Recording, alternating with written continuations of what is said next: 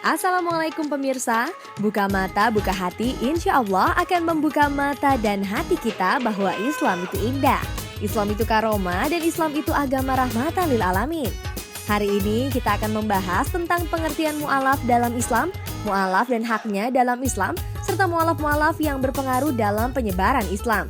Di mana semuanya akan kita bahas dengan menarik dan insya Allah syarat akan manfaat. Hanya di Buka Mata, Buka Hati.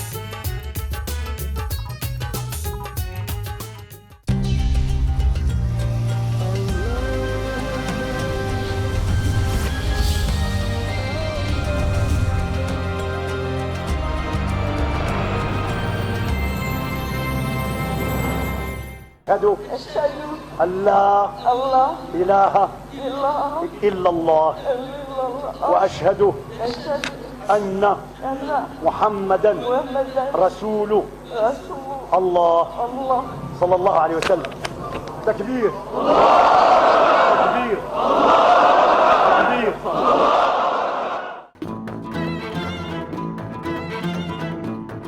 Pemirsa, buka mata, buka hati, pengertian mu'alaf dalam Islam adalah seseorang yang baru masuk Islam. Namun sebenarnya pengertian mu'alaf lebih luas dari sekedar menunjukkan seseorang baru memeluk keyakinan Islam. Bahkan dalam sejarahnya mu'alaf juga menjadi bagian penting bagi sejarah umat Islam, yaitu turut mengembangkan Islam melalui syiar yang dilakukannya. Mu'alaf berasal dari kata alafa yang bermakna jinak, takluk, luluh, dan ramah. Atau dalam bahasa makna secara luas, mu'alaf mengandung arti orang yang ditaklukkan atau luluh hatinya. Dan penaklukan hati tersebut pasti dengan cara yang lembut, halus, bukan dengan cara kekerasan, peperangan, apalagi karena paksaan. Ada dua sebab seseorang yang sebelumnya memeluk keyakinan lain akhirnya memilih Islam sebagai keyakinan barunya.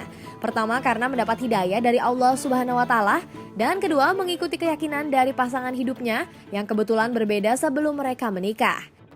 Secara umum, mu'alaf yang datang karena mendapat hidayah dari Allah Subhanahu wa Ta'ala akan lebih kuat tekadnya untuk mempelajari Islam. Alasannya cukup jelas karena sebelum memilih Islam ia akan dihadapkan pada masalah cukup pelik antara mempertahankan keyakinan sebelumnya atau memilih Islam sebagai keyakinan barunya.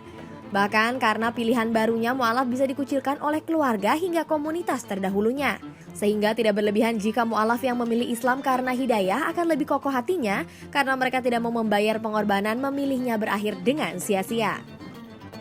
Namun tidak menutup kemungkinan mu'alaf yang datang karena mengikuti keyakinan pasangannya juga menjadi lebih baik imannya, terutama jika mereka mau secara serius mempelajari, memahami dan mengamalkan ajaran syariat Islam.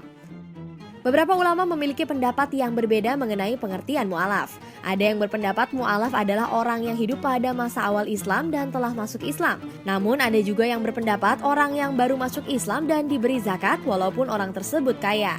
Ada juga yang menyatakan mu'alaf adalah orang-orang Arab dan non-Arab di mana Nabi Muhammad SAW meluluhkan hati mereka dengan pemberian atau zakat.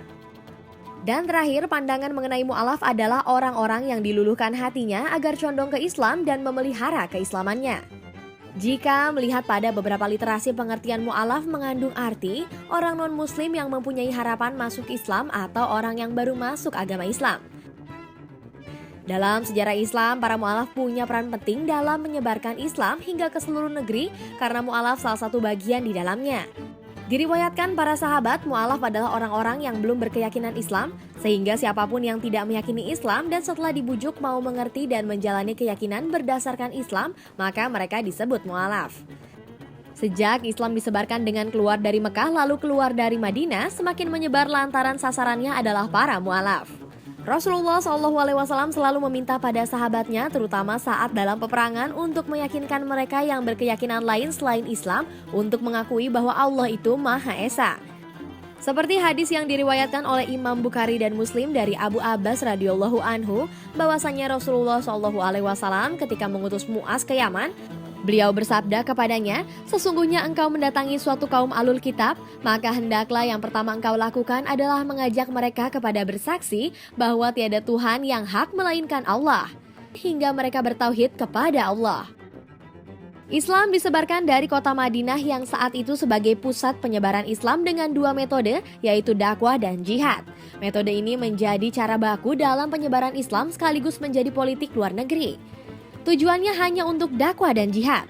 Dalam dakwah, sasarannya meyakinkan mereka yang belum berkeyakinan bahwa Allah itu esa, atau para mu'alaf untuk mengakui bahwa Allah Subhanahu wa Ta'ala itu esa. Itu artinya sasaran utamanya adalah para mu'alaf. Sehingga merekalah para mu'alaf yang menjadi bagian terpenting penyebaran Islam. Karena tanpa mereka Islam tidak akan berkembang hingga pelosok di dunia. Dakwah yang dijalankan saat itu dengan mengirimkan surat pada para pemimpin negara lain untuk mengikuti ajaran Islam. Bagi mereka yang mau mengikuti ajakan meyakini Islam, maka negara tersebut secara otomatis bagian dari negara Islam Madinah. Dan akan dikirim utusan untuk mengajarkan bagaimana ajaran Islam dan bagaimana menerapkan hukum Islam di negara tersebut. Sedangkan bagi negara yang tidak mau menerima keyakinan Islam akan diberi tenggat waktu. Jika hingga tenggat waktu belum juga mau menerima ajakan Islam, maka jalan terakhir adalah jihad yang artinya perang. Melalui jihad ini, Islam tetap melakukan syiar Islam. Seperti dijelaskan dalam hadis yang diriwayatkan oleh Imam Bukhari dan Muslim dari Syahal bin Sa'd As-Saidi, bahwasanya Rasulullah SAW bersabda kepada Ali radhiyallahu anhu ketika beliau akan memberinya panji pada hari perang Khaibar. Lakukanlah dengan perlahan hingga engkau turun ke lapangan menghadapi mereka, kemudian ajaklah mereka kepada Islam dan beritahukanlah kepada mereka hak Allah yang wajib atas mereka. Demi Allah, sungguh Allah beri hidayah di tanganmu seorang saja adalah lebih baik bagimu daripada onta merah atau barang yang paling berharga dan bernilai paling tinggi bagi orang Arab saat itu. Maka ajaklah mereka kepada bersaksi bahwa tiada Tuhan melainkan Allah dan bahwasanya Muhammad adalah Rasulullah. Dengan dua metode tersebut, dakwah dan jihad, Islam bisa semakin menyebar luas dari Madinah. Dan karena itulah masyarakat di seluruh dunia mengenal Islam. Dan tentunya yang utama karena adanya orang-orang yang sebelumnya tidak yakin akan Islam hingga mereka berkeyakinan Islam. Dan orang-orang tersebut disebut dengan mu'alaf. Walaupun tidak dituliskan secara rinci mengenai pengertian mu'alaf dalam Al-Quran, namun dalam beberapa hadis yang diriwayatkan pada sahabat cukup jelas bahwa mereka yang tidak berkeyakinan Islam dan memeluk Islam atau mu'alaf adalah bagian terpenting dalam tersebarnya Islam ke seluruh dunia hingga sekarang.